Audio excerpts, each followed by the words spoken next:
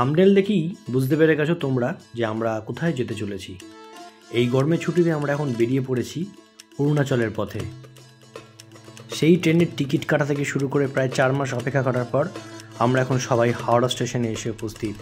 কারণ আজকে আমাদের যাত্রা সরাইঘাট এক্সপ্রেসে, যেটা বিকেল 4:05 হাওড়া স্টেশন থেকে ছাড়ে। আমরা যাব হচ্ছে গুয়াহাটি। এই গুয়াহাটিতে থাকার পর আমরা অরুণাচলের উদ্দেশ্যে বেরিয়ে পড়ব। প্রথমেই যাব ভালুকপং, তারপর দিরাং, তারপর তাওয়াংয়ে থেকে আবার ফেরার সময় বোমডিলা, আর এই ট্রিপের শেষে অ্যাড করেছি কাজিরাঙা।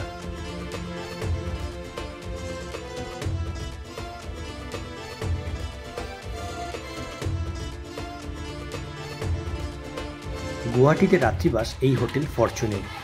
এই হোটেল ফরচুন কিন্তু গুয়াহাটির অন্যতম জায়গা, পল্টন বাজারের মধ্যেই অবস্থিত। কালকের সরাইঘাট ধরে আমরা চলে এসেছি এখন তোমার গুয়াহাটিতে পেছনে হচ্ছে আজকে আমাদের এখানে একদিনের আজকে এখানেই থাকবো। তো আপাতত সবে এসেছি, মুখ চোখের অবস্থা খুব খারাপ, প্রচণ্ড গরম। তো একটু ফ্রেশ হয়নি, তারপর তোমাদের সঙ্গে কথা হচ্ছে। আর মেন মানে অরুণাচল যেহেতু, তাই শুরুটা কিন্তু মেন ব্লগটা শুরু হবে কিন্তু কাল থেকে। কারণ আমরা কালকে গুয়াহাটি থেকে ভালুকপংয়ের দিকে যাব, তারপরে কিন্তু আলাদা বিউটি, আলাদা ব্লগ, আলাদা লেভেলের হবে। তো চলো আপাতত এখন ফ্রেশ হয়ে নিই।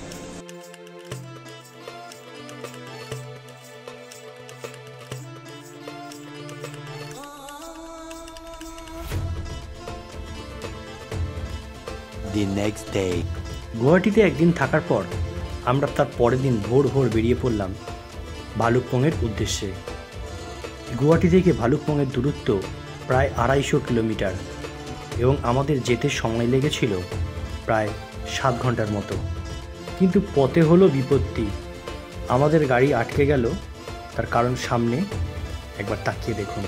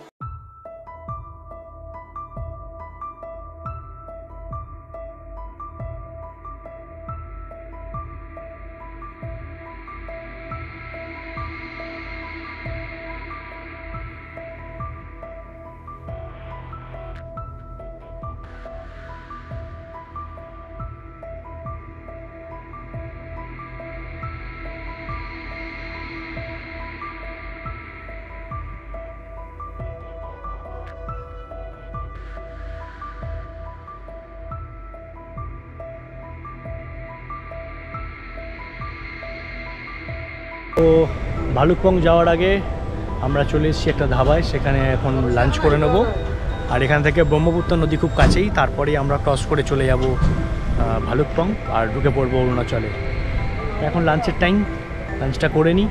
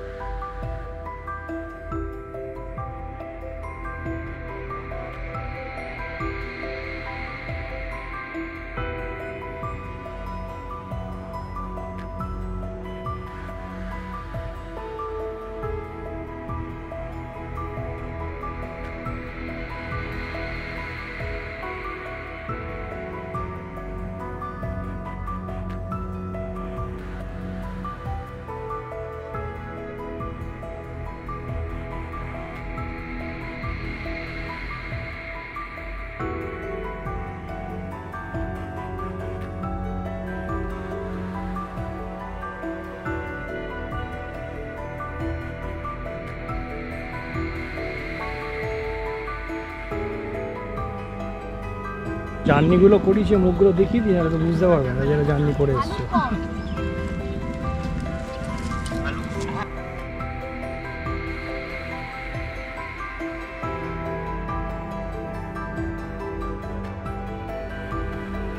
ঢুকে গেছি আমরা হচ্ছে কি ভালুকপংয়ের হোটেলে। বেশ সুন্দর পরিবেশটা, ঝিরিঝিরি বৃষ্টিও হচ্ছে, তবে বৃষ্টিটা গায়ে লাগছে না কারণ এখানে অতটা বৃষ্টি হচ্ছে না। কিন্তু যা বিউটি ভালুকপংয়ের, অসাধারণ। ভালুকপংটাই হচ্ছে অরুণাচলের বর্ডার। এখান থেকে অরুণাচল প্রদেশ শুরু হচ্ছে, মানে যারা অরুণাচল যাবে তাদেরকে ভালুকপংয়ে আসতেই হবে। এখান থেকেই কিন্তু পারমিশনের সমস্ত কাগজপত্র দেখিয়ে তবেই তোমরা অরুণাচলে ঢুকতে পারবে।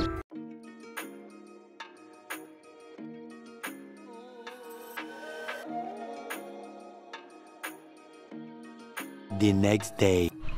Good morning. আমরা এখন ভালুকপাক থেকে বেরিয়ে পড়েছি। ওর ভালুকপাক থেকে বেরিয়ে আমরা ডিয়ার পার্কে যাব। ওটা ভালুকপং, সরি এটা ভালুকপং থেকে বেরিয়ে আমরা দিরাঙে যাব। অ্যাকচুয়ালি আমি ভুল বলে ফেলেছিলাম, আমি বললাম ভালুকপাক থেকে বেরিয়ে ডিয়ার পার্কে যাব। নামগুলো না ভুলে যাই। যাই হোক, আমরা এখন সবাই রেডি হয়ে গেছি। মানুষের দুটো সিম্বল হয়, এটা দেখায় নাহলে টাটা করে। এখনো পর্যন্ত বুঝলাম না দুটোর মানে। তাই সব ম্যাচিং ড্রেস। ছোট্টবেলার বন্ধু ক্লাস 1 থেকে আমরা ম্যাচিং করে নিয়েছি।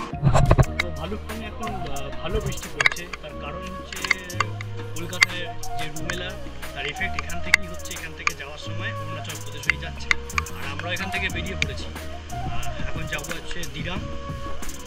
দেখি কতক্ষণ সময় লাগে, সবটা দেখাবো। আর এখান থেকে ভালুকপং থেকে দিরাং যাওয়ার পথে সাইডের যে নৈসর্গিক দৃশ্য সেটাও তুলে ধরবো।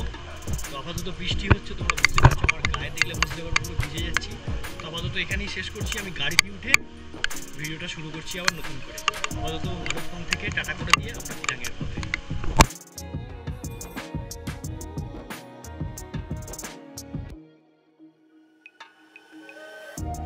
ভালুকপং থেকে দিরাং তার দূরত্ব প্রায় 135 কিলোমিটারের মতো।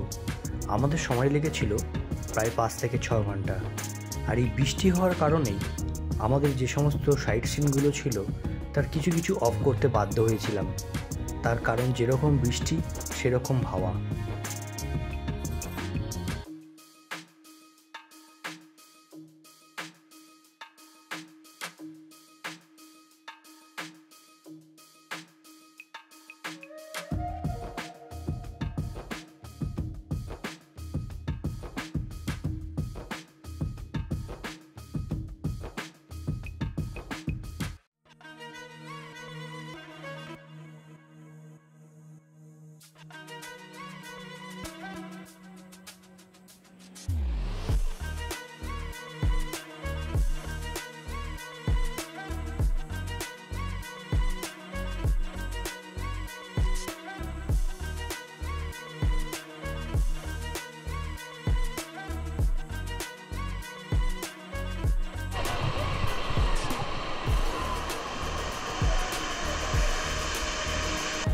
একটা ফলসের সামনে আর বৃষ্টি হচ্ছে, তো ফলসটা দেখাচ্ছি তোমাদেরকে।